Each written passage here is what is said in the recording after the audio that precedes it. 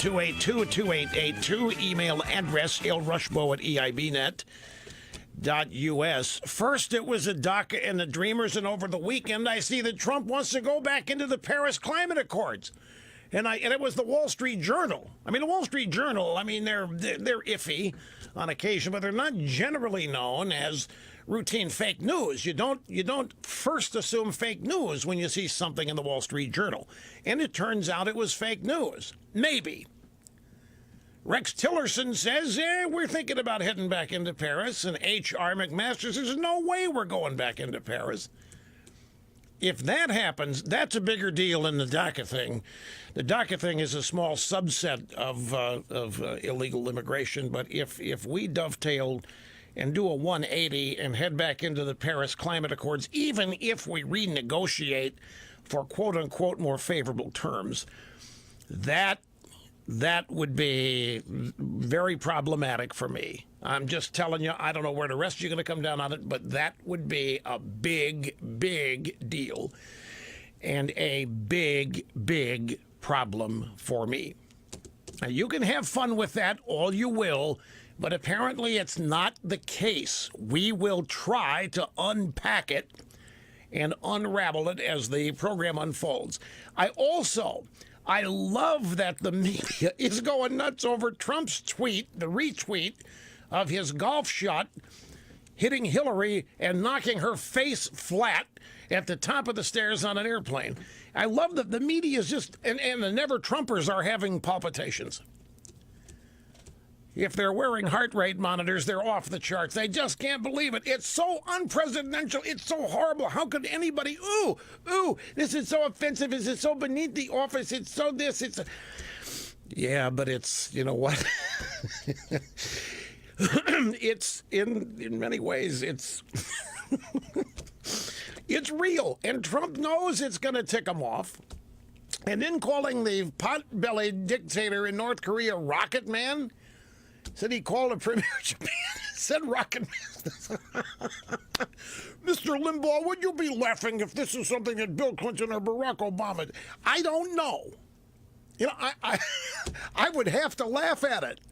I would have to laugh. I mean, because first place, Obama doesn't play golf, so any video of Obama doing a golf swing would be like Obama in the mom jeans throwing out the first pitch at the Washington Nationals. That itself was a national embarrassment. But if Obama was faking a golf swing and the golf ball happened to knock, I don't know, Mitt Romney off the roof of his station wagon while he was putting the dog up there, I might laugh at it. But Obama is not capable of calling Kim Jong-un Rocket Man. It's a stark difference. I'm also detecting, folks, you know, we sit here, we study cultural I have forgotten to tell you a big thing. You people, you callers to this program made the Sunday shows and cable TV all weekend. It's the first time, maybe not the first time in 29 years, but if not, it's rare that the callers, audio tape of callers to this program were played and discussed by David Brooks on PBS, by F. Chuck Todd on Meet the Press, by other places. You'll hear the sound bites coming up. We're going to lead with those. Yeah, wait till you hear this. I don't know if you heard the program much last week because you're involved in hurricane cleanup and so forth. Have you got your power back? When did you get your power back? A few days ago. Still no internet, no TV. Oh, you got that back last night. Okay, so you don't know what happened. When the DACA Dreamer thing happened, you know, Trump supporters called us. They didn't care. They're going to stick with the guy no matter what. They think he's 2 or 3 steps ahead of people. He doesn't really mean it. There's something crafty going on that nobody can. You wait, you'll hear it. That's why the callers, because they would not abandon Trump. See, the drive-bys are waiting. That's their prime objective. Separate Trump supporters from Trump. And they thought the DACA deal or making deals with Chuck and Nancy would do it. But no. Now, we don't take enough calls here for anything to be scientific, but every call we got from a Trump Trump, and there were a few of them. Not a single one claimed they were going to abandon Trump. And I had Morning Consult polling data last Friday that shows the majority of Trump people will not abandon him if he indeed grants amnesty to the Dreamers. Anyway, all that's coming up. We observe cultural shifts here. This is one of the things that I spend a lot of time doing, and I've noticed some things. I didn't watch the Emmys last night, but hardly did anybody else either. We may have a record low viewership for the Emmys last night. I don't care what you think. If you did watch it, if you've heard about it, sure, it was a 3-hour or however long it went, bash, humiliate, embarrass Trump fest, but that's not the way to look at it. The way to look at it is Hollywood, in its most prestigious award show for the television industry, devoted all 3 hours to Donald Trump. Donald Trump, in a strict owning of media time, if you simply look at it the way a lot of people do, the old saw, it doesn't matter what they say as long as they spell your name right. Donald Trump owned it. The best thing these clowns could do, and they're I think incapable of it, is to ignore him. But the reason they won't, the reason they did that last night, they're talking to each other. They are expressing their bona fides to each other. They're letting everybody in the industry know that they're all on the same "we hate Trump" page. That's the purpose of it. So as to not be mistaken, not to be confused. They don't want the powers that be in Hollywood to think there's anybody in there that is in the Trump camp. So they went overboard, making sure everybody in that industry knows they hate Trump. It was political correctness on display. I don't think anybody's going to portray it that way, but that to me is what it was, because it was so over the top, it was unnatural. People are not capable of that much hatred. It had to be, some of it had to be manufactured, and the reason it was is because they're talking to each other. They are assuring each other that they are still in the politically correct place to be, and that is Trump hatred.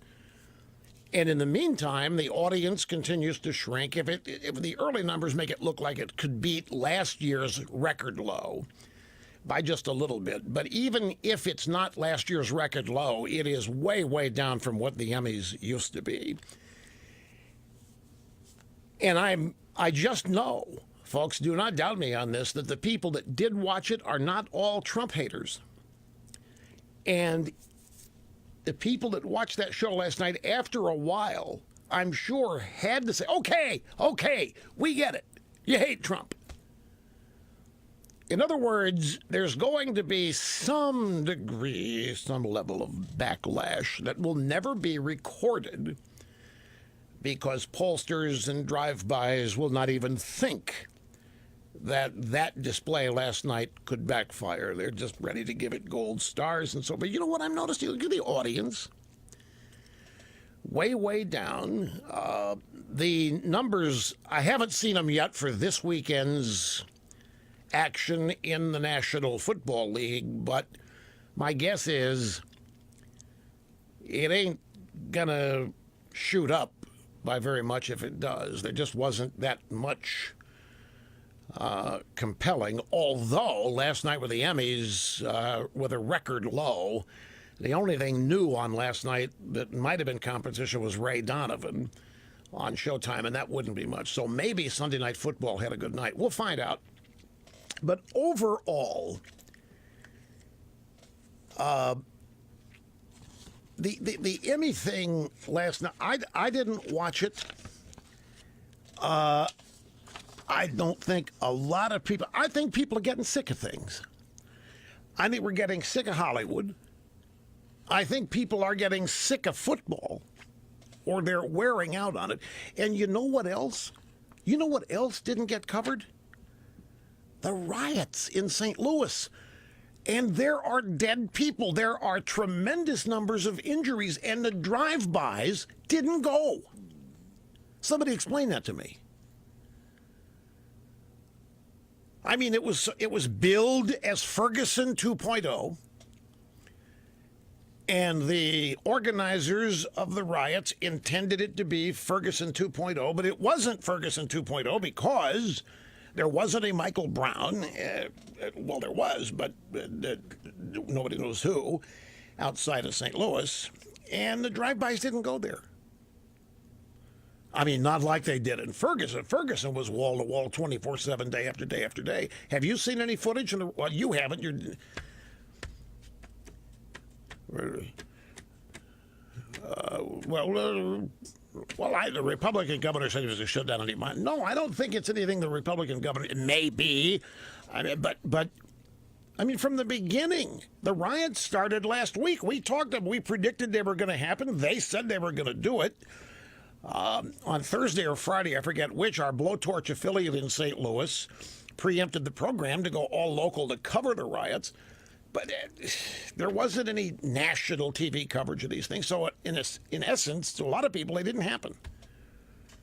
They did, don't misunderstand. And it was violent and it was raucous. But nobody knows because it didn't get covered. So I wonder why. Drive-bys could barely muster the energy to cover them, much less wall-to-wall, as they have in the past. Maybe it's the fact that the actual event was 4 years ago when it happened, but still. Now, I didn't watch the Emmys last night, but I'm wondering if there were any awards for TV anchors on election night. Did any of them, does anybody know, did any TV anchors on election night win an Emmy? I mean, that kind of raw emotion needs to be recognized. I mean, these drive-by anchors, remember 7 o'clock, 8 o'clock, Hillary cruising to a landslide. Nate Silver is assuring everybody she's got an 84% chance of winning. And it wasn't until 9 o'clock, and Chris Wallace at Fox News was first. He's looking at the Fox big board, and he says, you know what? And he points, you know what? I'm looking, Donald Trump could win this. And there was a gasp and dead silence for 2 or 3 seconds. And then all the other participants on the set joined in. There's like somebody broke the ice. It was Chris Wallace that did it. And that was around 9 o'clock. And once that happened, the tide turned. Now, the election tide had already been determined, and they're counting votes as though they're still happening when the votes are all in. I mean, the outcome is what it is. We just don't know because the votes haven't been counted, but they report this as though the votes are still being taken and they're still being counted, and anything can happen. But the result was established. It just was yet to be determined because all the votes had not yet been counted. But, I mean, some of those primetime anchors, I have never seen raw emotion. I have never seen going from tip-top of the world, ecstatic, happy, to bottom of the barrel, depression and disappointment. And I would think at least some of those people would deserve an Emmy for staying on the set and not walking out, like Dan Rather did once. Dan Rather, a tennis match went long, and it was gonna preempt some of the CBS Evening News, and they get mad, and just walked off the set. There's no way tennis should take precedence over the news. So you have so much of the national news coverage is stilted, but not when Trump is the topic. When Trump's the issue, and he's always the issue, news personalities display rage, tears, depression, slander, foul-mouthed rants. It's a panoply of negativity. It's a rainbow of rage. Certainly some anchor should have won an Emmy last night. Peer recognition certainly called for, but I'm sure it didn't happen. Okay, let me take a break here a little early. We'll come back, have some time on the other side, and we'll get started with you, the callers of this program. being talked about, analyzed, and covered on cable and network news right after. And the NFL numbers are down. The NFL and NBC, the Atlanta victory over the Packers, 12.621 in metered market numbers. And that's with 50 of 56 markets reported. It's not all in. It's an 8% drop from the comparable game last year, which is Green Bay, Minnesota. The 8:30 to 11:30 p.m. Eastern Time game last night clinched a primetime win for NBC. But compared to the blowout opener last Sunday night, it was down 20%. The Giants-Cowboys game had a 20% higher number. So the NFL remains challenged. You see the empty seats in San Diego? See, I did it. They're not in San Diego. They are where? In Carson, California. They play at someplace called a StubHub. You know what the StubHub is? Yeah, well, Stub. What was it? StubHub is a ticket, online ticket. Well, yeah, and it's a soccer stadium. They people who get concussions playing soccer play in there. It's got a capacity of 27,000, and there were empty seats for the Los Angeles Chargers and the Dolphins.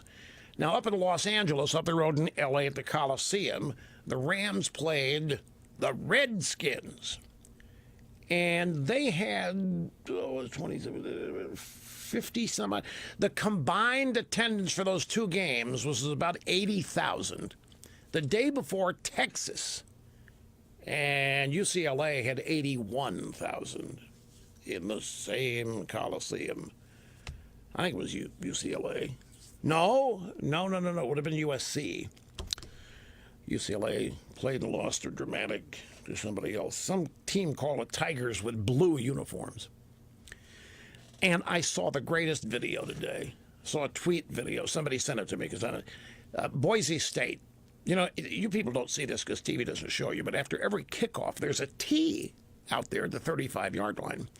And they have to go get it because it is a hazard.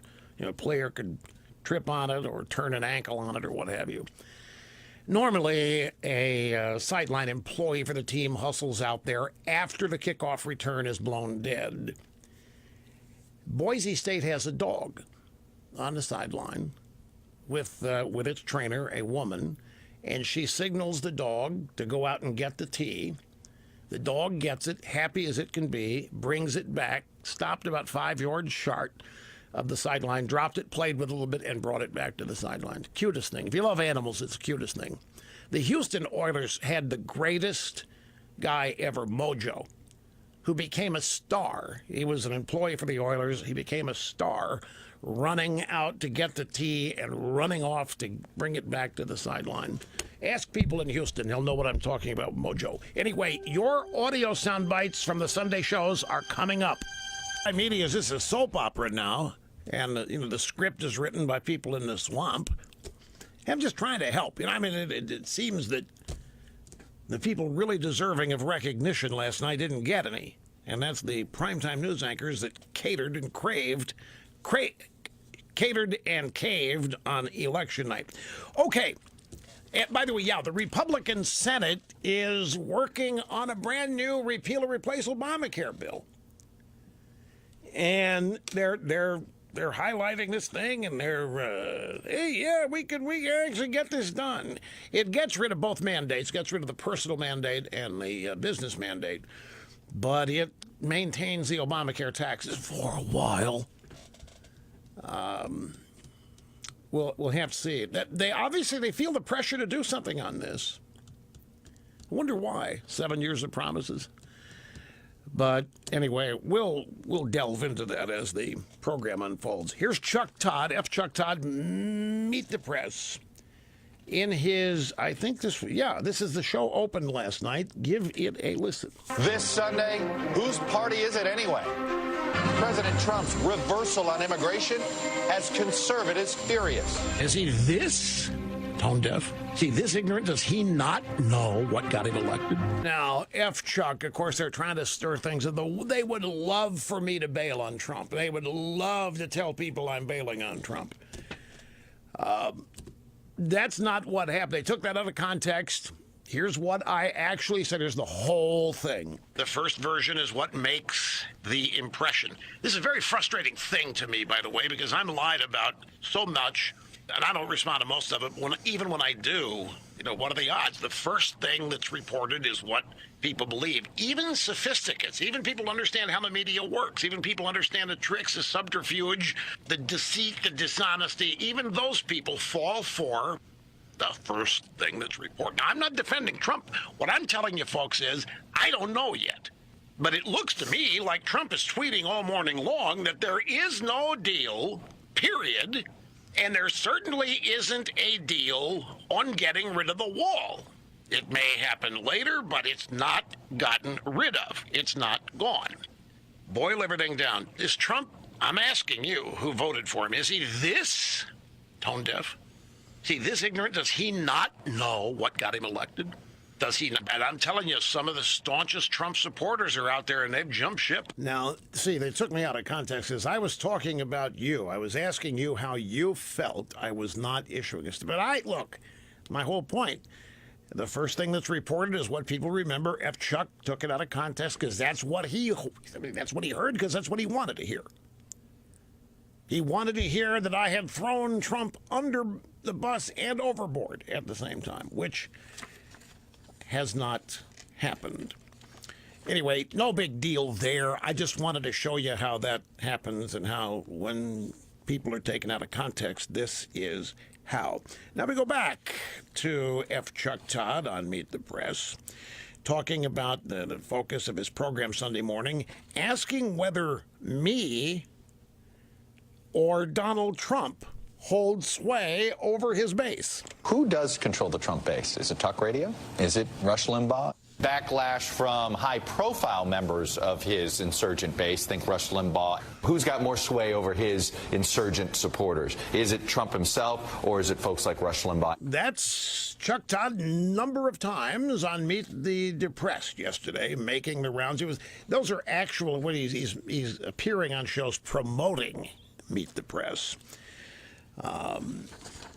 Trying to get people to tune in and watch it, and so forth. And so throwing it out there, who controls Trump's voters? Is it Trump or Rush Limbaugh? Who do you think controls Trump voters? Dawn, who do you think controls Trump voters? Ooh, she had to hesitate there. She had to hesitate. Her answer was nobody controls Trump voters.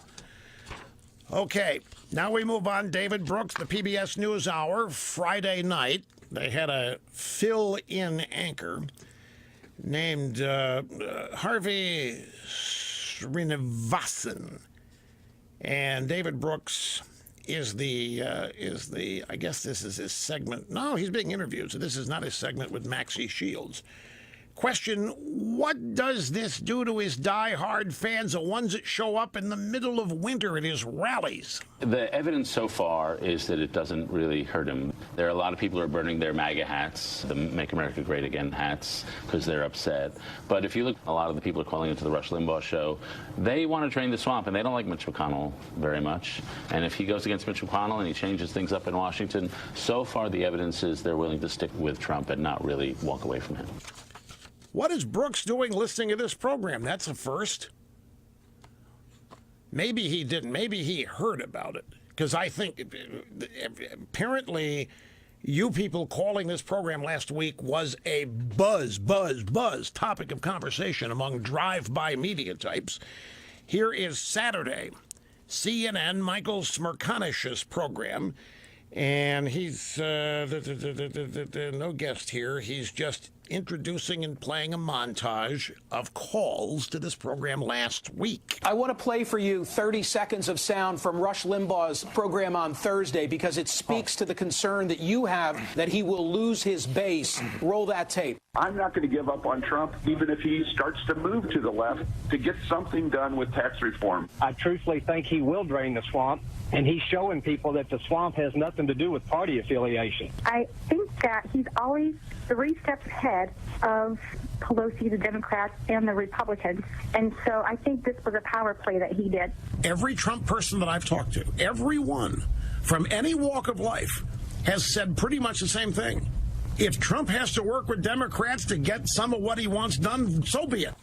You know, there's a fascinating story in my stack here today.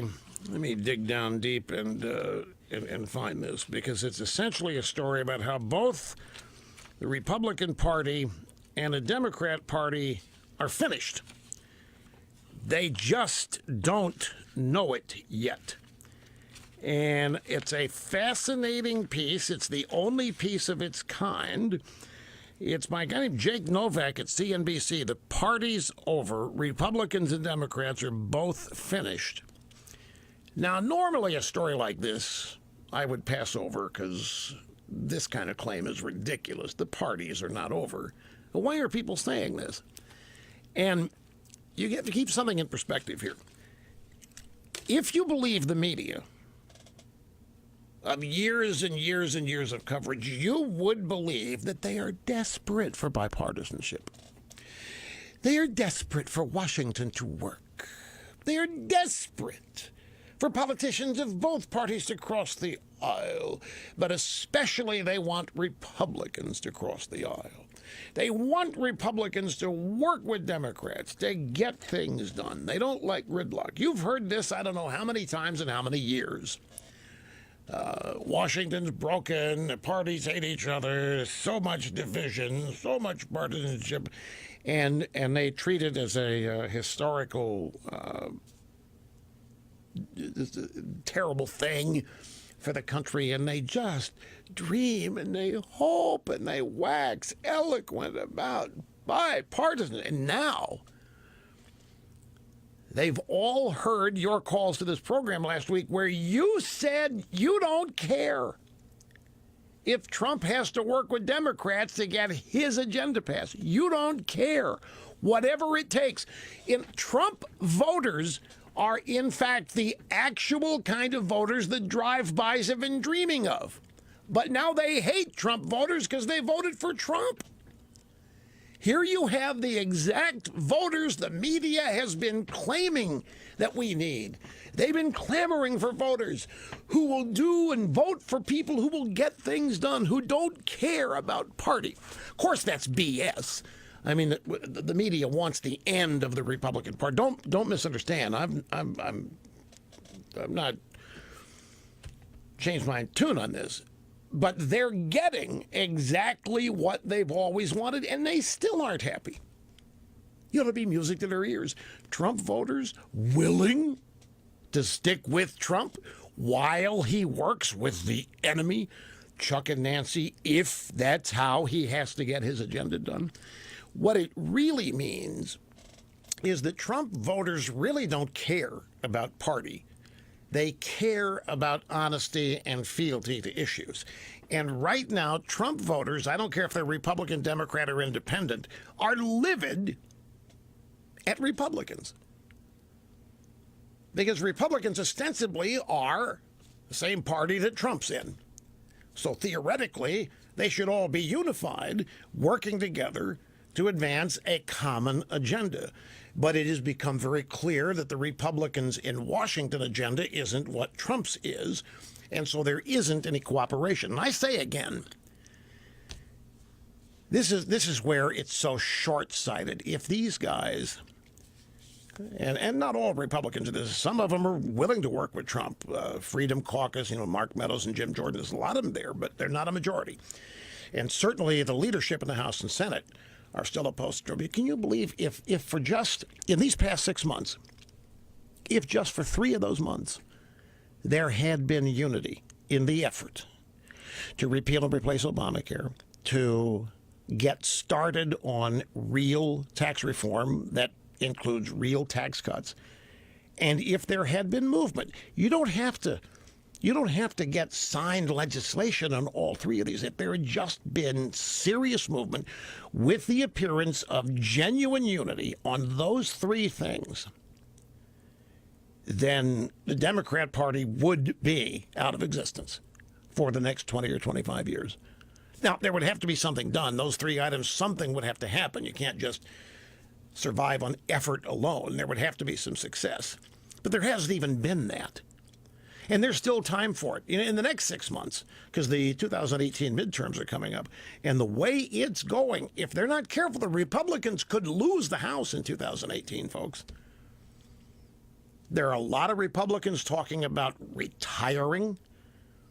A lot of them from California. You don't want Republicans quitting in California. That's the easiest state for Democrats to claim seats because of I don't care how districts are drawn, the overall party imbalance there is way, way out of kilter. Republicans hardly exist.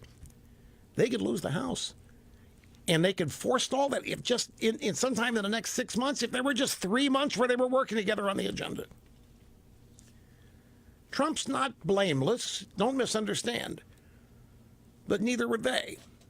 There are ways this could happen, but Trump voters realize there isn't any such effort and probably isn't any such desire on the part of the Republican leadership. So when Trump says he's going to do whatever he has to do with Chuck and Nancy to deal with the DACA, the Dreamers, and if it means the wall is going to get built, they're all in. They're not going to abandon Trump. And the Drive-Bys heard this and were playing your phone calls all weekend long because it depressed them. They were sure that Trump working with Chuck and Nancy would force you Trumpists to abandon him in droves. Instead, you know what's happening? Democrat voters are ticked off at Chuck and Nancy. The hatred for Trump is so bad, they don't want Chuck and Nancy, even if it advances every left-wing agenda item. They don't want Trump being part of it. And they're ticked. It turns out that the greater harm here is actually happening to the Democrats over this. Another bit of news that doesn't fit inside the old consensus of conventional wisdom. Back in a moment. And brand new week of Broadcast Excellence. It's Melissa, Woodbridge, Virginia. Welcome. I'm glad you called. Hi. Hi, Russ. Thank you for taking my call. You were talking about the rating decrease in the Emmys, and I think that it would be equally low if the show had all been pro-left. Sorry. People are watching those shows. They don't want to be lectured to. They don't want politics. They just want their fluff. And we've canceled subscriptions to Entertainment Weekly and People Magazine in the last little while because it's just being lectured. Everything's politics. Yeah, it's a good point. The same thing's happening at ESPN. They're losing subscribers. Her point, I don't know if you can hear it, was that a child that was, her point was that even if they'd gone all in for Hillary, if it would have been a pro-Hillary fest, that it would have still bombed ratings-wise. I didn't see it. Some of you who may have watched are going to have to tell me something. My theory is that Trump humor from the left isn't even humor, it's hate. And it's not even really funny. Ridiculous things like, are you happy to live in a country that elected Nazis? Or a Nazi, or some such thing as that. Well, nobody thinks that Trump is a Nazi or a Nazi supporter. They do. I mean, it's not funny. And they bring Sean Spicer out to start making a joke about the crowd size, going back to Trump obsessing over the size of the crowd at his inauguration. I don't know what Spicer was thinking going on this show, but there's no way he's going to end up being treated favorably or with respect. He's going to be part of the joke, no matter what they say to him, no matter how much they lie to him about how much they appreciate him coming on. I've been there, folks. I've had all these things happen to me. But 3 straight hours of supposed comedy. I think Melissa is right. This is not why people want to be entertained. Politics has ceased being entertaining to people anyway. There was a time it was, well, politics in the hands of a seasoned professional like me. I mean, I can make it funny, but the drive-bys don't make it. Politics has become frustrating. Politics has become something that makes you mad. Politics has become something that you don't believe in anymore. And these people trying to turn their hate for Trump into humor, I don't think they get past the hate. And they're counting on that hate to be a bridge. What are they going to say to themselves when they find out they're near a record low? See, in their minds, the whole country thinks of Trump the way they do. In their minds, they should have set a ratings record last night. What will their honest reaction be when they well, I know what it'll be. They'll be in denial. Anyway, brief timeout. We roll on after this. Which happened.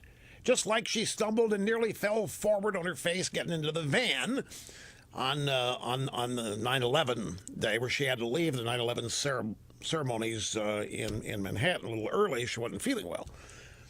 And, of course, drive-bys. It's just unseemly. It's unpresidential. It's juvenile. It's sophomoric. So I was going to ask if any of you Trump voters were embarrassed by it, that Trump didn't create it, but he retweeted it. I mean, he liked it. He wanted people to see it.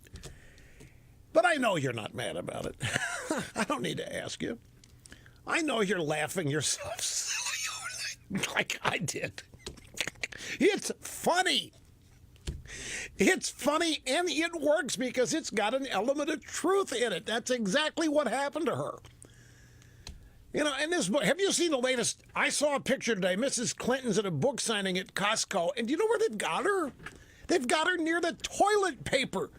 She's sitting there, and there are pallets and pallets of toilet paper. I'm not making this up. I wouldn't make it up. I don't have to make it up.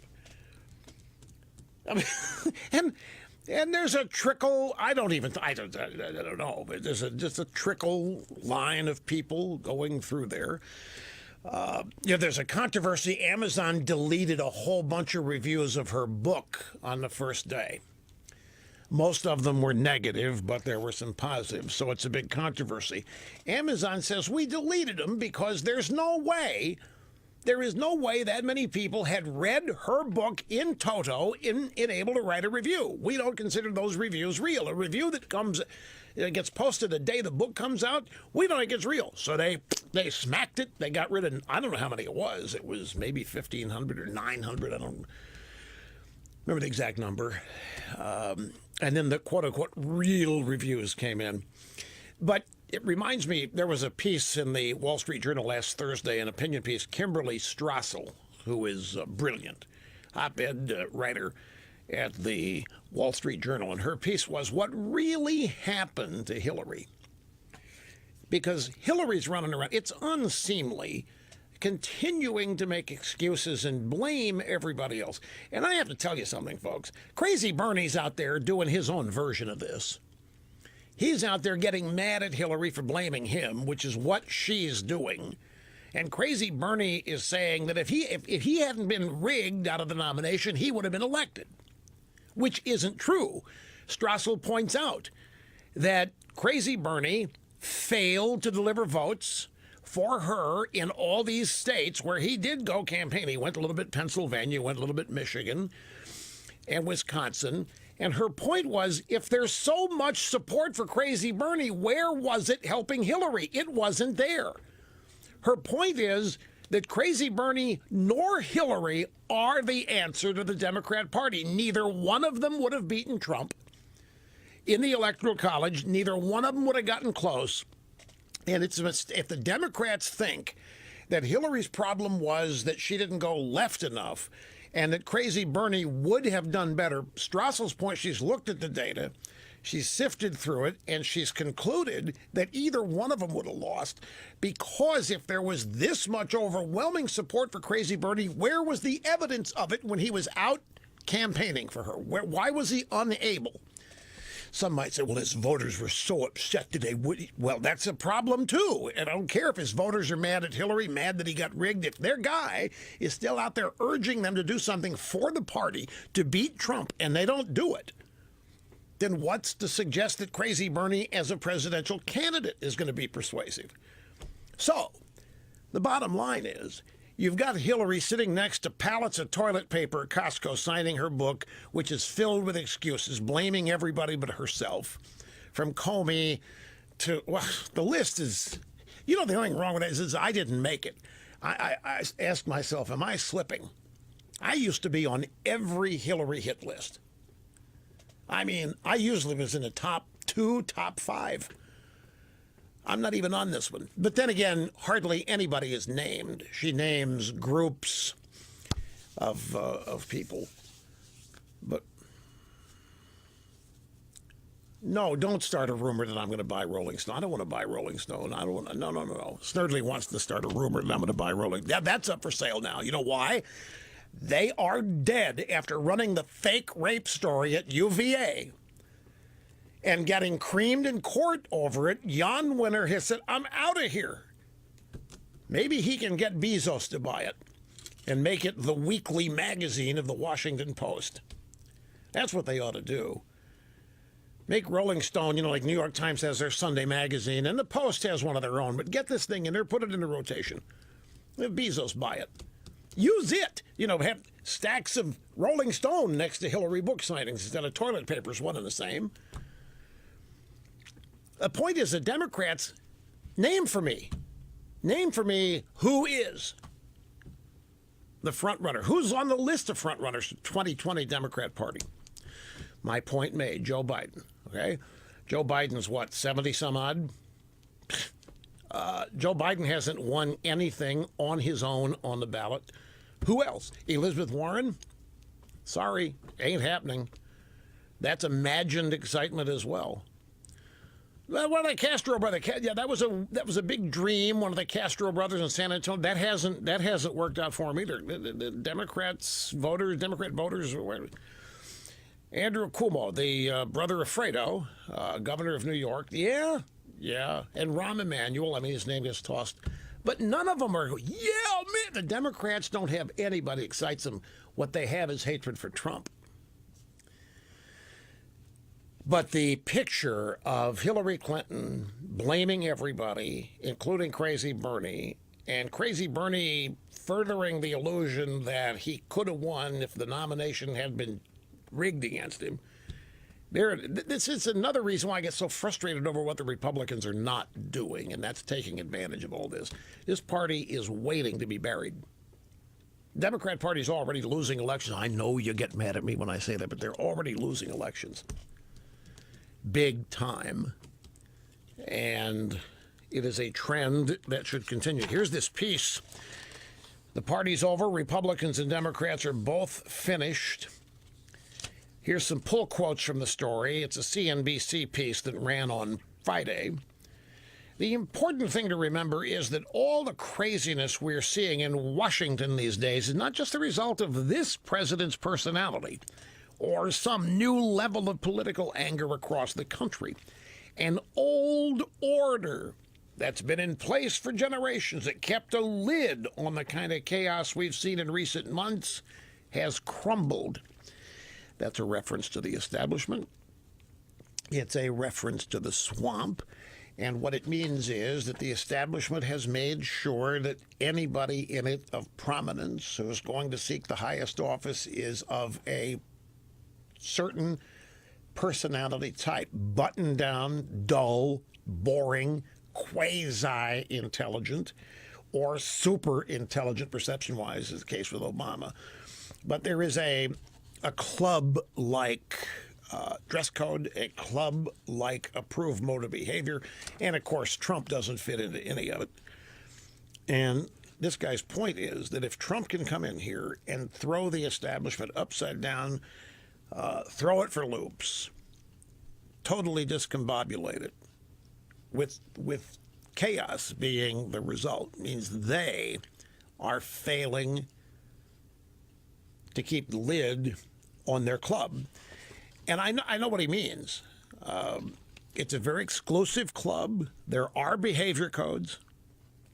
There are ways you can get excommunicated and thrown out, things you have to do to stay in the good graces. And in the process, they've kept everybody within certain boundaries in terms of public speaking, behavior, appearance, and so on. Trump has just thrown it all out the window, and people are liking it. You know, some people, yeah, Trump's real. You know, none of this fake, none of this button-down phoniness. Real guy. See, he goes on to say here, there are uncharted waters here for sure, but they may not lead to such bad results. After all, the partisan political structure in place for so long has brought us numerous wars, $20 trillion in debt, and a government that's grown well beyond its usefulness. Exactly. And I'm not going to go through it again, but I would throw in the destruction of the whole idea of the college education is part of what this group has done. They've made it so expensive that graduating with a degree is only the beginning of your problems, dealing with the debt that you have because it costs so damn much to go. You can't deny, war, folks. The way to look at war, in many ways, not all, the way to look at war is it's a bang-up business. It is one hell of a business. Have you ever stopped to ask yourself why there always seem to be wars going on? Any day of the year, there's a war somewhere going on. You ever wondered, do you remember Lifestyles of the Rich and Famous? Remember that show with Robin Leach? For a 2 or 3 year stretch in that show, the big celebrity was an arms dealer named Adnan Khashoggi. He was Saudi Arabian. Now, they didn't tell everybody he was an arms dealer. They pushed him as a Rolls-Royce driving, multiple pool, multiple wife, brilliant guy, fascinating investor, smarter than anybody. The guy was an arms dealer. The guy was a middleman for people that didn't have access. Say you want to buy some tanks or some missiles or jets from the Department of Defense. Well, if you're from East San Cordoba, you just can't call and get them. But Adnan Khashoggi could get them for you, and he took a hefty fee, and that's why he was wealthy. He was an arms dealer.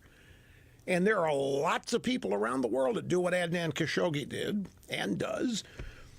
They get wealthy. War is a very profitable business. Look at you have to make the weapons. You have to make the ammo. You have to make the support material like the Humvees. Look at all of it. United States of America sells a heck of a lot of war stuff, and there are a lot of people that make a lot of money from it. And a lot of them are in the establishment in Washington, D.C. Now, some cases, wars are actually fought to vanquish bad guys, too. And in some cases, it's a combination of things. But the next time any president promises you a troop withdrawal from country X and it doesn't happen, ask yourself why.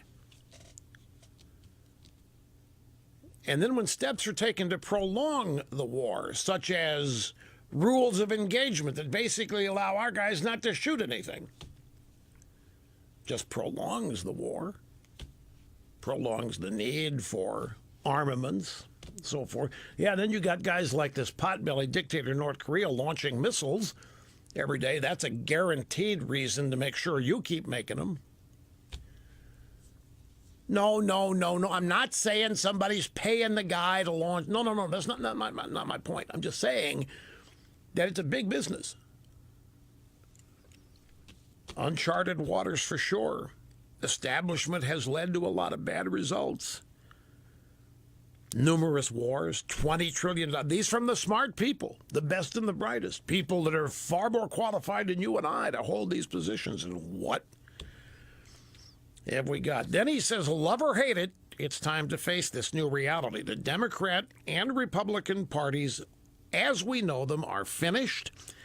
And the politicians, the people who give them money, and the people who cover them need to adjust accordingly.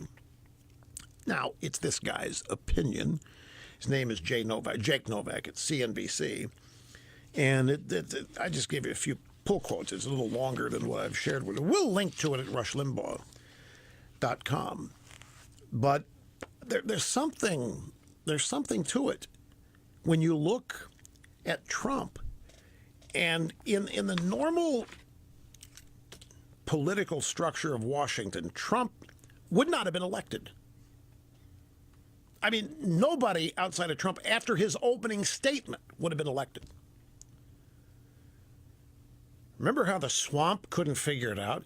Here comes a guy with his wife down the escalator at Trump Tower and immediately launches into a rant on illegal immigration and how most of them are Mexicans who are rapists and criminals and thugs, and we're going to kick them out and keep them from coming in.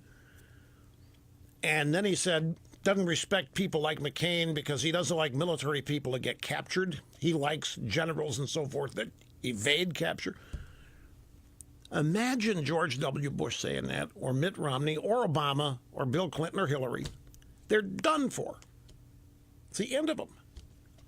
And the swamp thought it was. I mean, I remember after that announcement, turned on Fox and CNN, and people are laughing themselves. They thought it was the greatest comedy routines they'd ever seen.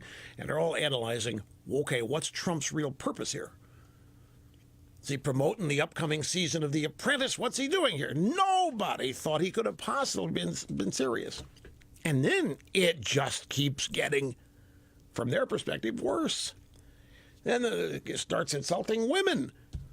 In their view, he starts insulting women. And then, of course, it kept going to the Access Hollywood tape, the Billy Bush tape. There's not a single establishment person that would have been on that tape.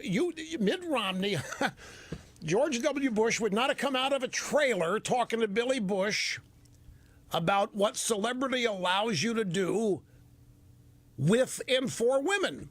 That just wouldn't have happened. It would have been a violation of behavior codes. The hair. There's nobody in the world with orange hair that would have ever been elected, and orange makeup. None of it mattered. Yeah, and with the eyes were not orange. It looked like he's an orange raccoon with the makeup job. So there may be something to this, that the parties are on their way, if not to being finished, to being redefined. But both parties are in denial. The first party that has people in it that recognizes what's happening here and can find a way to get in front of it and become part of it. Kind of like the Republicans didn't want any part of the Tea Party either. Remember that? Imagine what would have happened if they'd embraced the Tea Party. But they didn't. Strangely enough, why would you not embrace the Tea Party if you are a Republican? But they didn't want any part of it. I got to take a break. I just saw the clock. We're back in a moment. The end of parties. Remember, Trump is not a partisan. Remember that. And by that, I mean he's not an ideologue. He doesn't have an ideological grounding, conservative, liberal. He just doesn't. A lot of people don't. He's one of them. It's one of the most amazing things about him, and that he got elected that way, but it's quite telling, don't you think? And the media refused to believe it. They're going to pigeonhole him, and they're going to cookie-cutter him, and since he's GOP, he's going to be a racist, sexist, bigot, homophobe, Nazi, white supremacist, no matter what. Because that's what it's not who they think Republicans really are. It's how they have decided to characterize Republicans in order to beat them. They don't think Republicans. They're friends with Republicans inside the Beltway. They don't think McCain's a racist, sexist, bigot, homophobe, except when he runs for office, for president. And they don't think Romney's all those things they said about him. But when these guys seek high office, that's what they become. So does Trump. But Trump isn't a Republican. He may be on some days, and other days he'll start acting like a Democrat, and other days he acts like neither one. And that bothered, because they used to, like I pointed out, being nonpartisan, being bipartisan, that was the way to go. And now that Trump's the guy doing it, they hate that. By the way, Glenn Thrush, New York Times, decided to delete his Twitter account at midnight tonight. Too much of a distraction, he says. Now, why do you think that is? I'll tell you why. It's because Trump is prospering there, and they haven't been able to destroy him there. So they're going to, the hell with it. If Trump's there, I'm not going to be. I'll bet you a bunch of drive-bys drop their Twitter accounts.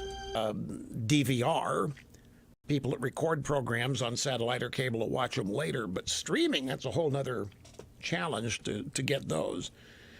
So it may well be that it's not that fewer people are watching, it's just how, and the ratings people are having trouble catching them. Now, on Kaepernick, this is classic.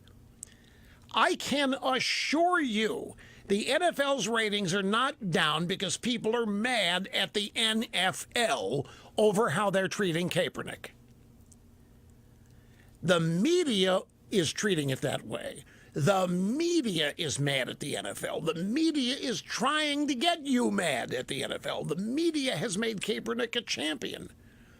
And they're trying to peddle this story that Kaepernick is a great player and a team would eminently be helped if he were their quarterback. But the league is filled with racist, white supremacist owners. And they're not going to have somebody who's going to protest the country or the flag.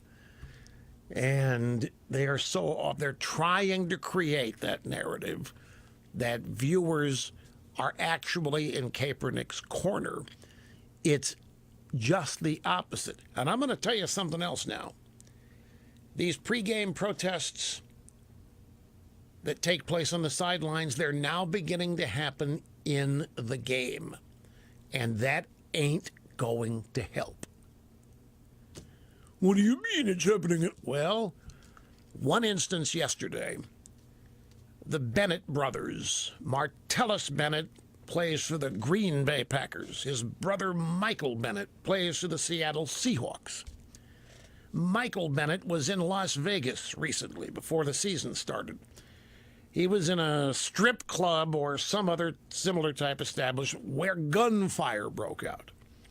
The cops were called. Among the people fleeing the scene, after the cops told everybody to stop where they were, was Michael Bennett. So the cops, entering a scene like that, gunfire, everybody is worried about being shot, so they tell everybody to stop. Hold your ground, put down your guns. If anybody doesn't and starts running away, they're going to get chased. That's what happened. And Michael Bennett said that they threatened to blow his effing head off and said they treated him like some third-rate citizen because of race. So, and his brother for the Packers, Martellus, obviously supports it. A lot of NFL players support him. We don't know what really happened. I don't think he had anything to do with the event. It's just that he ran when they told everybody to shut up. Well, yesterday he tried to do the Black Power salute on the field after a play. I didn't see it. I don't know if he's an offensive lineman or defensive lineman. He made a sack or something. They're telling us he gave the Black Power salute, but his fist wasn't closed when he had his hand up in the air. Like John Carlos and the other guy at the Mexico Olympics in 1968, they did the Black Power salute. It looked like he was emulating that. Whether he did or not, it was reported that he did. And so it has been reported that a player has continued to protest the racism of the NFL actually on the field. He does sit down and take a knee during the anthem, and he has two Seahawks players on either side with their hands on his shoulder offering support, one black, one white. They're making a spectacle of this. And the players it's growing. These protests are growing. They're not being cut back. Certain owners like Jerry Jones and Clark Hunt, the Cowboys and Chiefs, are asking their players not to do this, to respect the country, to respect the flag, because it's a respect for the fans. It's respect for the people who are paying to enter the stadium and watch the game. The owners are asking, please respect them if you don't think you can respect the flag or the country. I don't know if there's been any protest for the Cowboys or Chiefs players, but the idea that NFL viewership is down because fans are mad at the NFL because Kaepernick doesn't have a job is folly. It's absolute. It's insanity. It's hilariously incorrect. But if they want to lie to themselves, and the left does this a lot, if they want to lie to themselves about what's really going on, if they want to lie to themselves about public opinion, if they want to lie to themselves about what the majority of people in this country think on any given issue, go right ahead. You're going to continue to lose elections. You're going to continue to support candidates who are going to lose elections. So you go right ahead. You purposely want to misread the majority thought on culture, morality, patriotism, whatever it is. If you want to misread it in the sports media, in the drive-by media, you go right ahead. Be my guest. Caroline, Corpus Christi, Texas. This is your turn. Great to have you on the program. How are you? Hi, Rush. I'm just great. Oh, it's what an honor to visit with you. Thank you. Rush, I wanted to talk to you about the movie The American Assassin. I've listened to you forever, and I'm a big fan of Vince Flynn, and I'm kind of like you. I feel like I lost a dear friend when he passed away. Anyway, after listening to your review of the book, I have Netflix, and I thought, I'll just wait. I couldn't wait. I grabbed a ticket Saturday and went out to watch the movie, and I loved it. I thought Mitch was maybe a little bit too young, but then I had to relate this was one of his first books. And, you know, Mitch has been around a long time, so right. We've watched him grow a little bit older. But, and the sea scene when they blew up the atomic bomb I thought was great. But I was telling your screener, I said, I'm an elderly lady, and at the end of the movie, I had one of those nice seats. I looked down, and I had pulled my knees up in front of me, and I was hanging on like I was on one of those ships. Oh, really? And you didn't know it?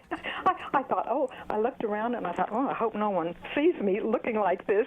But it was a great movie, and I'm like you. I just felt like we've lost a great friend. I've read every one of his books. I put my husband on to him and my son-in-law, and they absolutely love him. And the other thing I wanted to tell you is we love your tea. So please don't ever stop making your tea. Oh, no. That'll never happen. And my son-in-law is a fan of yours, and so every Father's Day, he gets a supply of Rush's tea. That's awesome. And it's the easiest gift I can give, Rush. All I have to do What is your favorite flavor? Oh, your raspberry. Yeah. Isn't that good? Isn't so that good? And it's so easy because all I have to do is go to the computer and go boom, boom, boom, and he's got the gift. And then sometimes they live across the country, and it's so great if he'll pick me up to the airport and it's in the middle of the day. He's listening to Rush. That's awesome. And I have to say one more thing. Being by myself now, if I'm in the car or at home, you are my companion for 3 hours. Well, God bless you. I subconsciously know this. It's how I treat everybody. I treat everybody like we're just one giant group of friends or family or what have you. So I very humbly appreciate that. I feel like you're part of my family now, and we agree on so many things. And to find someone that loves the books like I loved. Well, let me ask you a question about that. Did you, when you in the movie, Irene Kennedy is African American? What was your reaction to that? Well, I had no problem with her, except I thought she was too young for the part. I kind of had Irene as an older person. That's a good. Yeah, I always imagined Irene Kennedy to be in her 60s and a doddering old sort of a schoolmarm type that was just brilliant. Right. But, you know, when they cast these parts, they've got to think of who goes to watch movies. Yes. And this actress was great. In the role. That's interesting because I had Irene pictured exactly like you had her pictured. Yeah. And when I saw that, I thought, just a little bit too young. Well, I also have the benefit of being able to ask Vince. I said, is Irene Kennedy a looker or not? He said, no, Irene Kennedy is not. You shouldn't think of Irene Kennedy. She's a full-fledged lifer, professional intelligence official. She's not. I said, what about Mitch? Who's Mitch? He wouldn't tell me. He wouldn't tell me who he had in mind for Mitch. It was a game. I always thought I always thought if you saw Vince, he was Mitch. See a picture of Vince, he was Mitch. I'm saying the guy was a stud. Especially had the burr cut, he had everything. He was just a stud. Anyway, I appreciate the call, Caroline. I really do. I'm a little long here. Have to take a brief timeout, and we'll be right back. You're looking at me like you've got some. So, Rush, is Irene Kennedy a looker? That was your question for Vince? And Vince said, no, you shouldn't think of her that way. She is the epitome of an intelligence official. Rush, are you telling us that the epitome of an intelligence official cannot be attractive? No, folks, I'm not. I totally understand the snark in the email. I kind of did step into that because I was just being my regular guy self here without any concerns for political correctness. I did ask him. We read the Vince Flynn books. You get to know Vince Flynn. You ask him about the characters. And Irene Kennedy is brilliant. She's a boss. Vince Flynn looks up to her. It's natural. Is she a looker? She's a character. Well, in a book, with no picture there. I'm asking the author, what does she look like? I chose to ask, is she a looker? Guys talk this way. I'm sorry, ladies. We talk this way. And you better be glad that we do. It's what makes babies. Well, it is. I'm sorry. My dad told me that, and I thought, what are you talking about? It's right. Anyway, I did not mean to imply that professional women cannot be, nor did I mean to infer from Vince's answer that. It was about this particular character. And that's how he chose to describe her to me. She is. She's a looker in the movie. She's African American. She's the epitome of, she is the boss. She's the boss of a black ops unit is what she is. She's not the CIA director. Later on in the book, she becomes a CIA director. She's not in the early stages, but she runs the black ops unit, which Mitch is the predominant member of. And that's who he loves and respects and admires. And it's to the CIA director that Irene Kennedy goes to not ask, but to tell him what the Black Ops people are doing. Looking at the clock, making a time value judgment, and yes, Gino in Houston. Next you are. Welcome to the EIB Network. Hi. Hello, Rush, my main man. Great to hear from you, Gino. How are you? Good. I am now one of your so-called staunch Trump supporters. Okay. And I tell you why quickly. Number one, every time they beat, kick, and slur my president, I become more entrenched. You know, the man, he is a common man president. He is not a swamp dweller. That's my comment. Now I have a question, and this I give you with my heart. Why don't you go on Fox News for a half hour show? And if it does well, obviously you would go on for an hour show. You know, you would rate higher than all the pundits combined.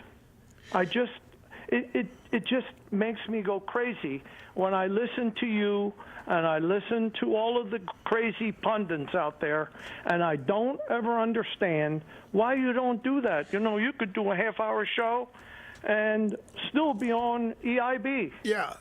Look, I've answered this in a number of different ways before, but I owe you one. But I got to take a break here because I have no time.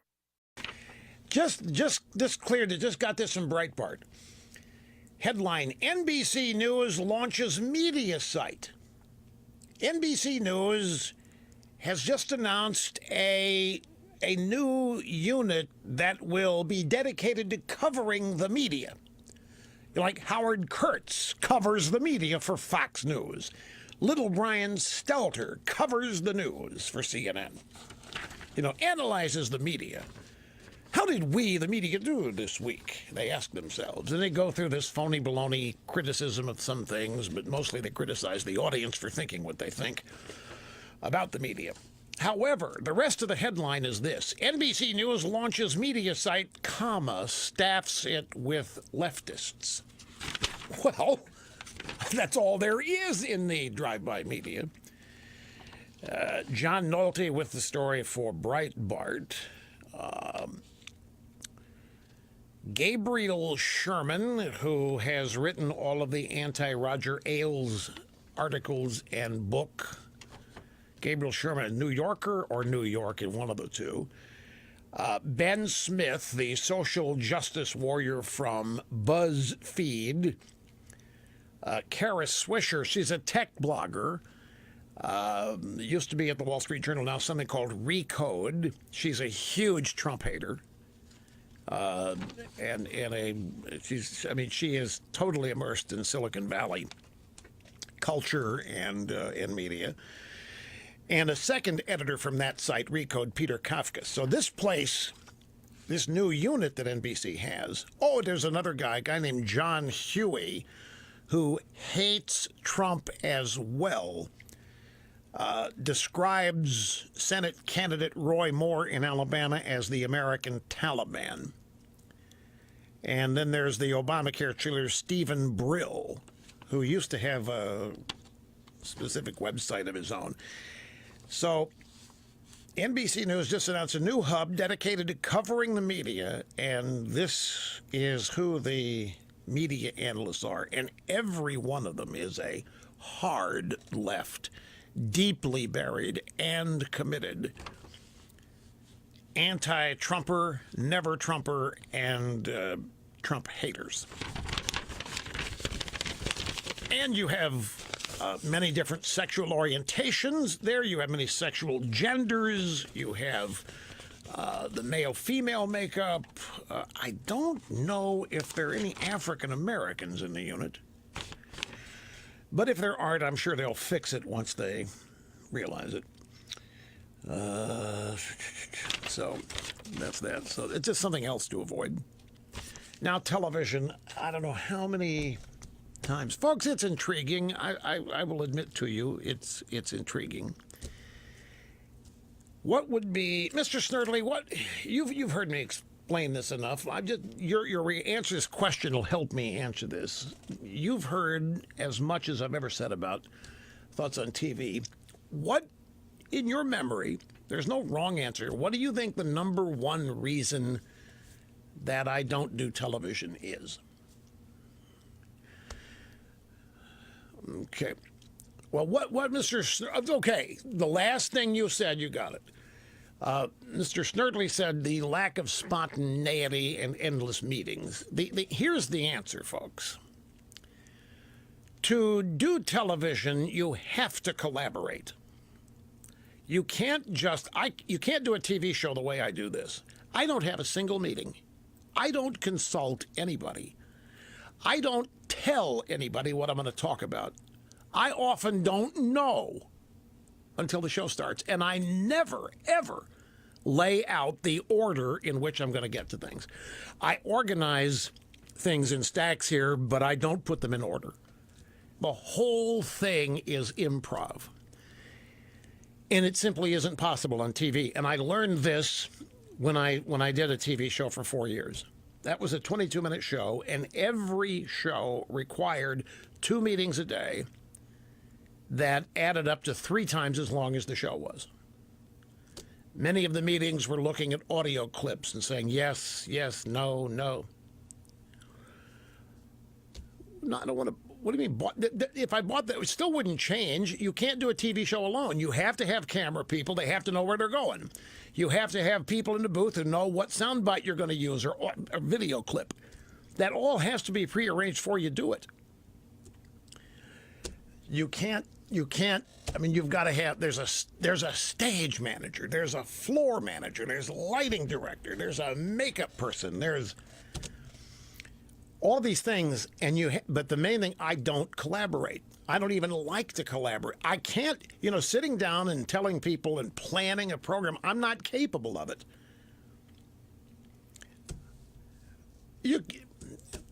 Live improv TV, there wouldn't be any video sound bites then. There wouldn't be, because that stuff all has to be planned. You have to make sure you've got it. It has to be timed out. They have to put it in the machine in the order you're going to use it. You've just killed improv right there. Do it on. I'm sure I could. I don't. Nobody. TV is not made to do a show like this on TV, so you have to accommodate the way TV does things, and that includes collaborating. Well, let's say I had a. Let's go nightly. Let's say I had a 6 p.m. Just not picking a day part specific, but something after this program. Before this program started, I have to have a phone call with somebody at the TV network say, this is what I'm interested in. But I wouldn't know for sure because the day's not halfway done. So that meeting would ultimately be useless because there's going to be things happen after that meeting that I'm going to want to put in there. So then after the show, there'd have to be another meeting before I go to the TV studio to review what happened in the first meeting and then add things that might be taken out from the first meeting. And by that time, I'm feeling so hemmed in and so narrowly existent that I don't have any room to go outside those boundaries because nobody can follow me. I can do what... With radio, it's so much different. Today, I've got 25 sound bites. They're not in any order. They're just there. And as I go through the program, I decide, and I tell sometimes the broadcast engineer 2 seconds before I want it. Not possible in TV. If it's not possible to have 25 video sound bites and to be able to call one up as you want it and happen. No, it's not. It'd take a couple of minutes while I'm twiddling my thumbs waiting for it, and then the spontaneity is gone. There's also, well, it wouldn't be my hearing, but since I don't do guests, that wouldn't be a problem. But I couldn't wear an IFB, which means the people in the booth couldn't talk to me, which would be a benefit. So that could be, the fact that I can't hear would be a net positive. An excuse not to listen to anybody. And so I have a firm, folks, I think there's certain people, because TV is all visual.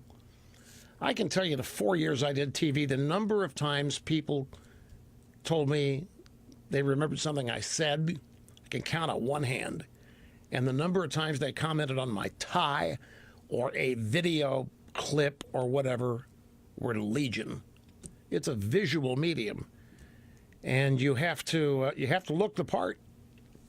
So forth, and you know, monologues on TV, I don't know if they work. It's all possible. You know, TV is evolving. There's no it's all kinds of things are possible now. But I don't do writers.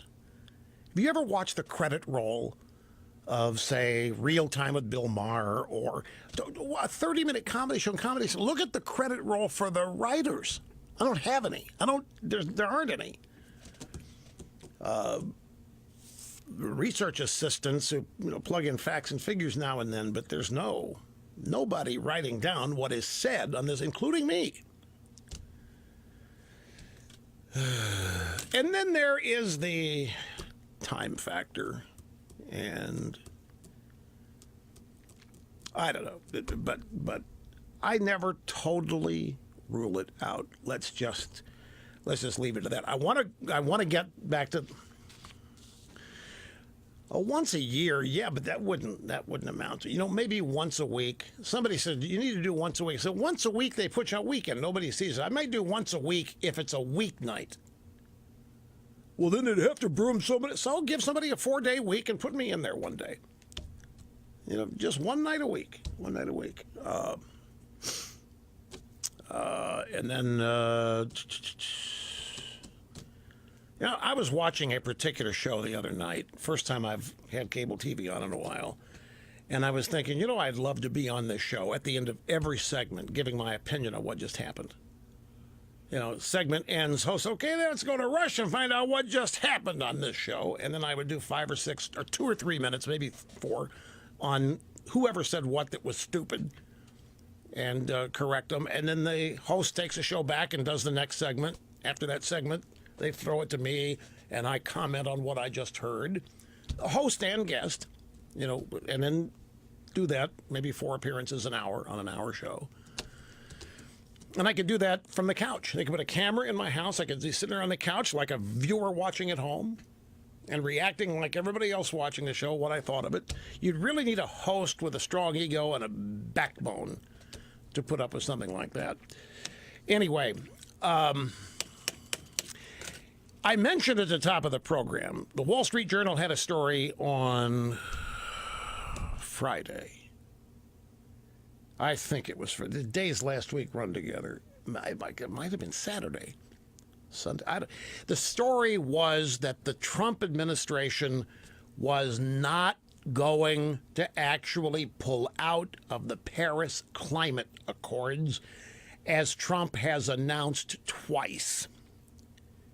There was a meeting of administration figures and UN climatologists in Canada. And the Journal reported that Americans from the Trump administration at this meeting said that Trump was seriously considering re-entering the Paris Climate Accords, but he wanted to reopen it and negotiate better terms. My heart sank. My first reaction was, I hope this is fake news, but then I treated it as though it wasn't, because it could have been real, and that to me would be a deal breaker, because that issue is everything the left wants. Everything they want to screw up this country and to advance their agenda is in the whole climate change issue. Everything. The growth of government, the increase of taxes, the blaming of the people for the problem, the reduction of progress, moving backwards technologically. The progress is what they blame, and they blame the United States primarily for climate change. I don't even believe that we can cause it. I do not deny it happens, because you'd have to be an idiot. Of course the climate, but I believe it's too complex for anybody to understand. I don't believe a consensus agrees in science exists. You can't have science up to a vote. I just don't believe we have the power to cause it, because we obviously don't have the power to change what we would be doing. We can't stop it from happening. How could we cause it? It is a giant left-wing issue, and brain-dead liberals have bought it hook, line, and sinker. Young people have been convinced because they've grown up being told the world isn't going to be here by the time they're 60. They are scared to death. They can't afford not to believe it. They're totally all in. Everything the left wants, brainwashing, propaganda, turning people away from self-reliance and individual, everything they want is in this issue. And the greatest thing Trump has done so far is pull us out of the Paris deal. It doesn't get much play, but it's every bit as important as immigration. It's every bit. And when I read that they want to they want to re-enter it, okay, Bannon's gone, Reince Priebus is gone, and who's left? Democrat liberal influences on Trump. Family members, Gary Cohn and his group in there, and Tillerson. He's apparently a believer from his Exxon days, because they have to look like they care about being in big all. And I'm saying, oh, this can't be. This is worse than not repealing Obamacare, or as bad. And then the news came out later that that's fake news, that the White House immediately denied it, but the denial was a non-denial denial. The denial did not comfort me. The denial confirmed the story a little bit. Well, yes, we want better terms. What do you mean better terms? You don't need terms if you're not in it. Let the rest of the world punish themselves. We don't need to join this. This is insane, I'm saying. Then I arrive here today, and I see a Breitbart story acknowledging that the Wall Street Journal story is fake news, but I haven't seen that said anywhere else. Then I got the audio soundbite roster that I could not use on TV the way I'm going to use it here. And I've got Tillerson saying, we do want to get back into Paris, and I got H.R. McMaster saying, no freaking way. Now, Tillerson's a cabinet member, Secretary of State. H.R. McMaster looks like, this guy, you've seen H.R. McMaster, put a couple earrings on this guy, and he is Mr. Clean, cleaning up your kitchen. Dead ringer for Mr. Clean. You millennials may not know who Mr. Clean is. Is that they still make this stuff? Oh, they do? Mr. Clean has new... Okay, well, then the millennials do who Mr. Clean is. Well, unless millennials hire people to clean their places for them. Anyway, Oh, and then there was a story last week. Bald guys are considered the sexiest and the most dominant. The alpha male bald guys, apparently women swoon. I said, really? You learn things every day. So I've got these two sound bites, and it's obviously, I don't know what to believe now. I do not know what to believe. Let's take a break. I'll play the sound bites for you, which will be interesting. Stick with it. About reports that the Trumpster has decided against pulling out of the Paris Climate Accord. Question. There's a report this weekend that says President Trump has decided he's not going to pull out of the Paris deal, that we may reduce our commitment to curb greenhouse gas emissions, but he's going to live with the agreement, stay in the agreement with a reduced commitment. Is that true, sir? No, it's false. That's a false report. The president decided to pull out of the Paris Accord because it was a bad deal for the American people and because it was a bad deal for the environment. So he's out of the Paris Climate Accord. He's out of the Paris Climate Accord, but he said the door's open. The president's ears are open, though, if at some point they decide that they can come forward with an agreement that addresses the president's very legitimate concerns about Paris. See, they're leaving the door open here. Even after the denial, they're leaving the door open. He's right. It is bad for the environment. The Paris Accord doesn't do anything. That's the crazy thing. The Paris Accord is nothing but a symbolic POS. It's just a symbolic thing, and it's all, what it is nations promising to try to reduce CO2 by whatever amount they fill in the blank. That's all it is. But when you sign on to it, you're essentially agreeing with the premise that the United States is leading the way in the destruction of the climate.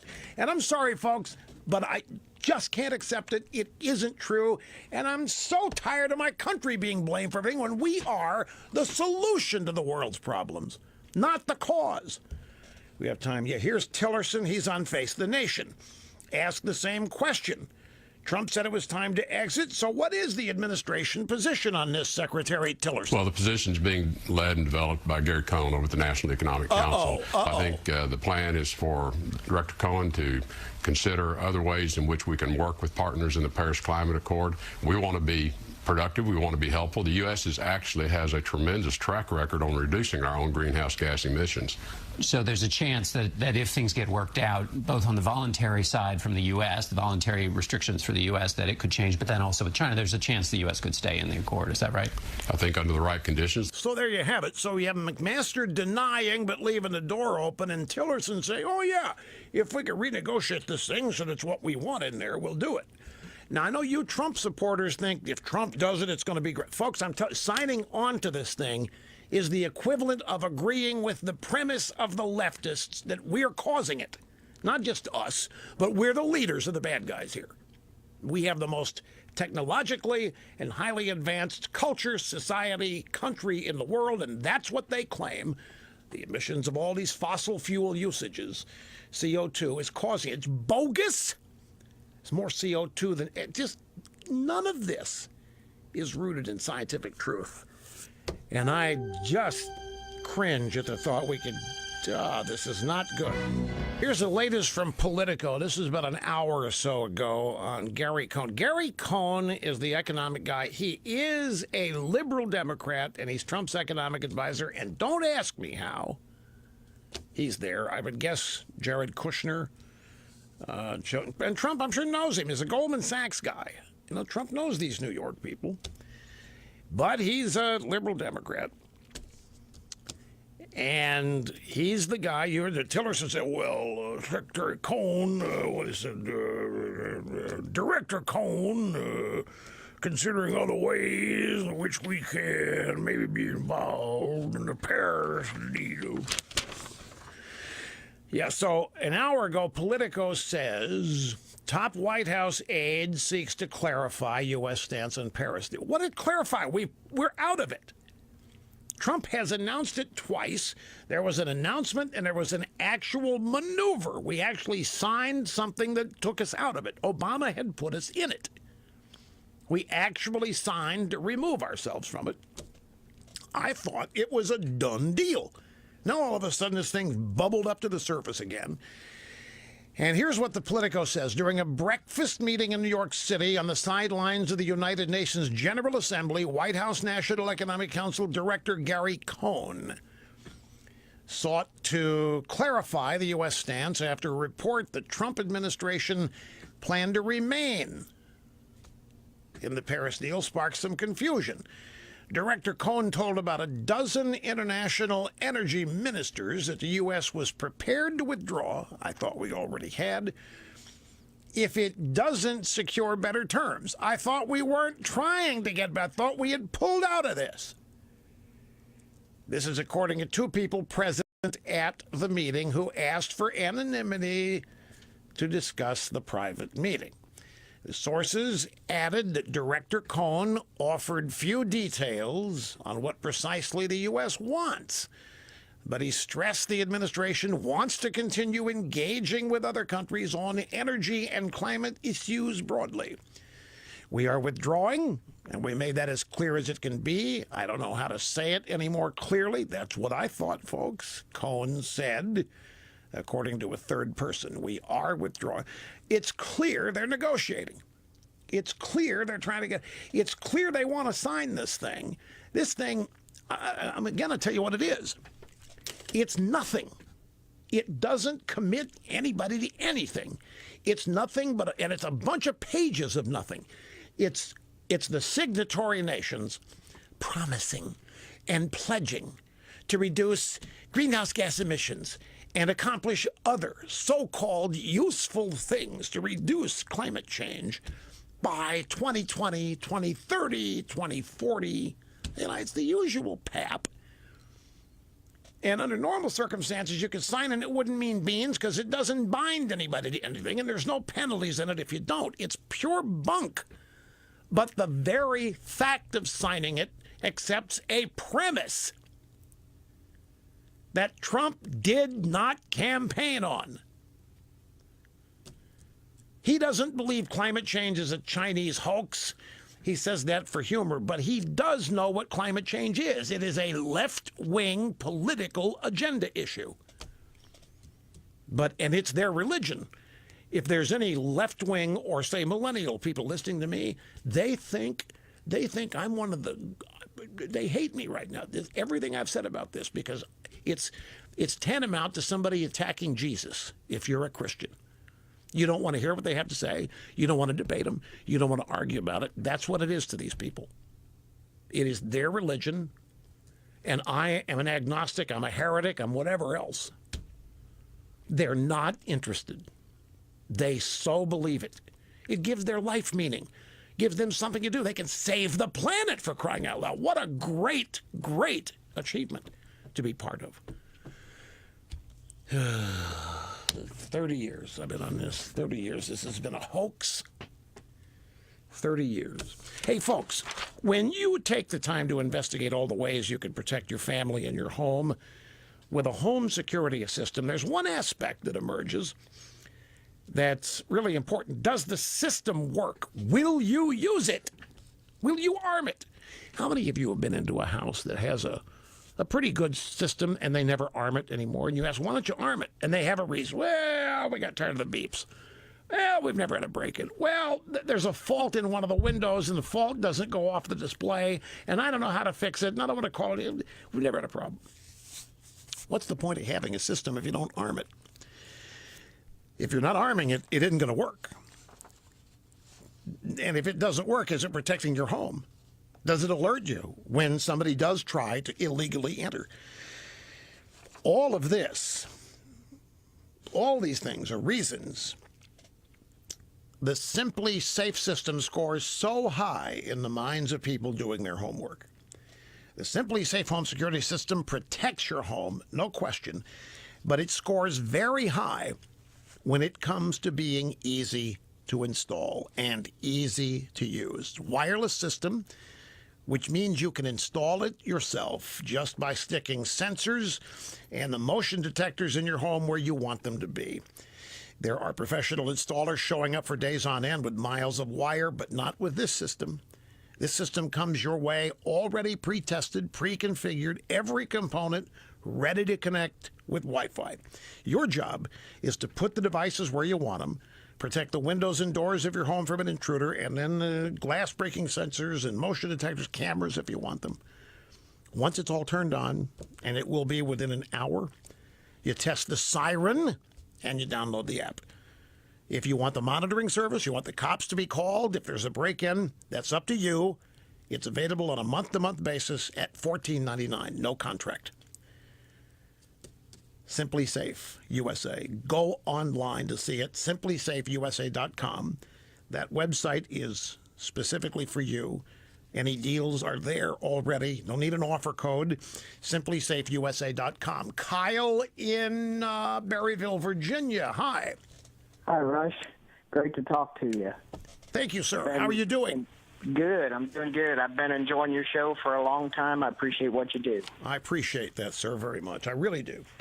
So I wanted to give you a little bit of fuel for this NFL issue. I believe also that if you are lucky enough to be a professional athlete, it's only because you live in this country where you have that ability. And it's really a shame that some want to disrespect that.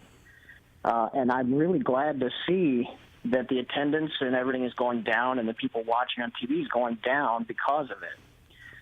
I heard you weigh in on that during your first hour. So I was eating lunch during your second hour, and the TV at the restaurant was on ESPN, of course, and they were also talking about the statistics of the poor attendance in L.A.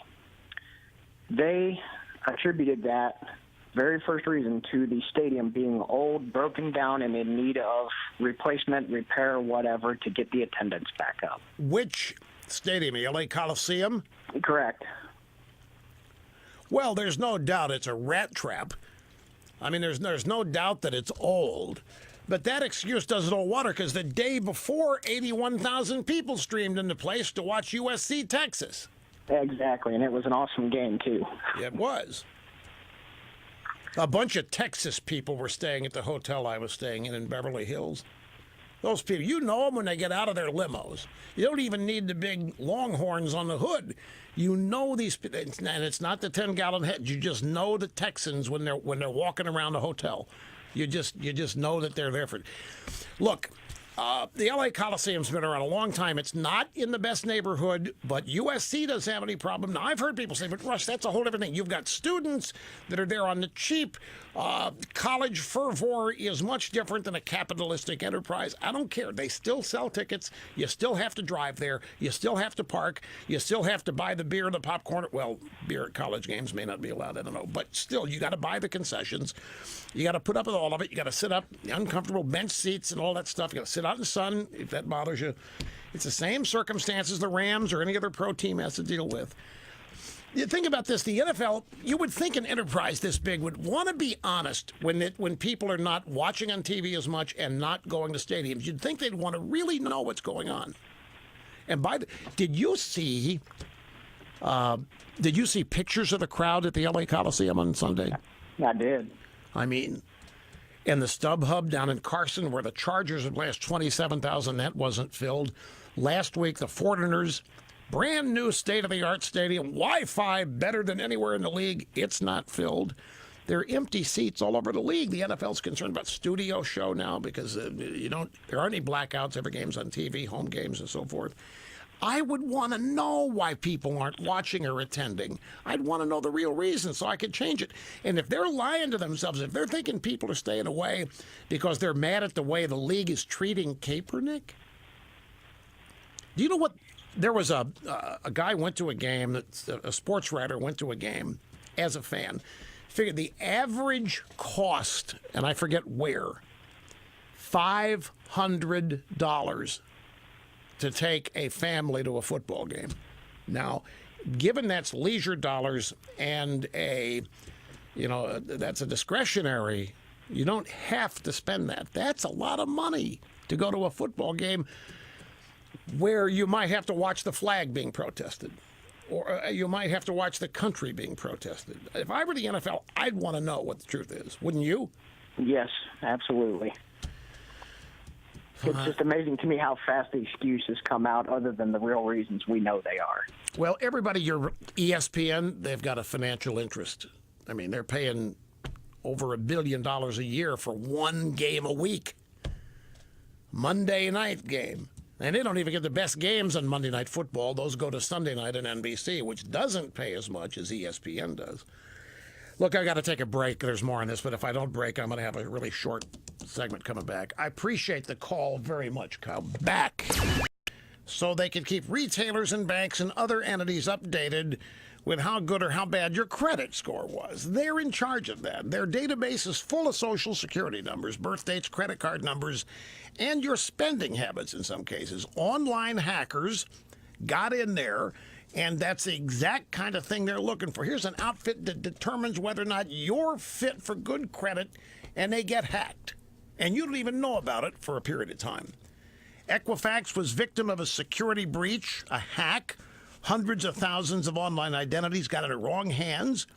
This is the best example of how your identity could be exposed without you even knowing it, which is why, my friends, you need LifeLock, the single best identity theft protection available.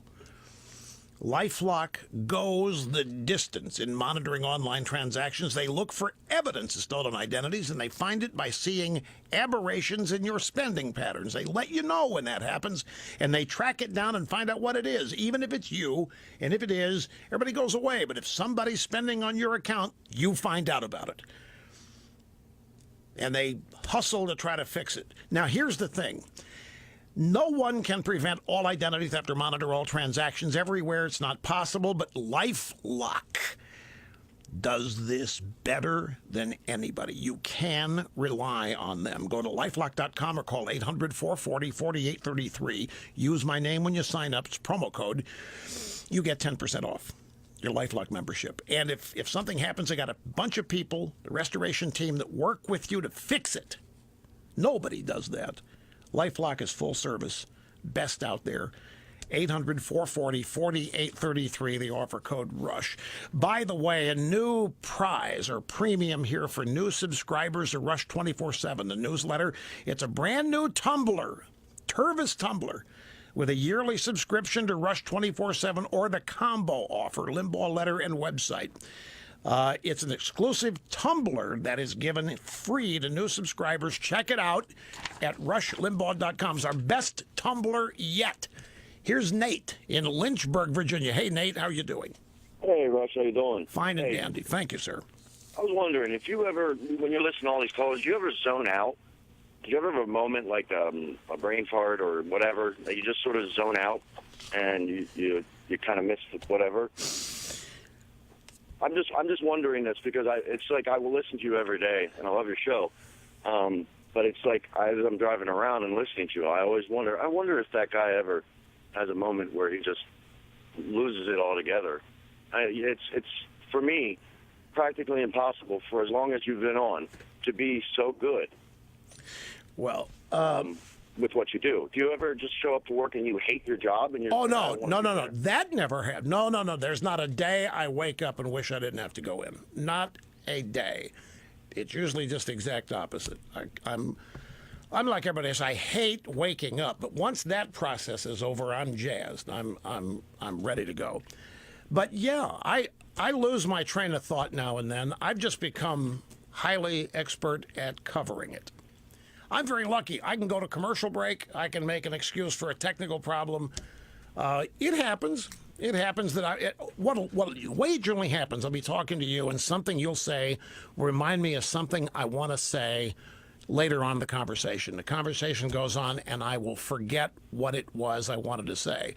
So I'll keep talking with you, trying to remember what it was. Sometimes I remember, sometimes I don't. But I'll either acknowledge it or not mention it, in which case nobody would know. It doesn't happen much, but yeah, it happens.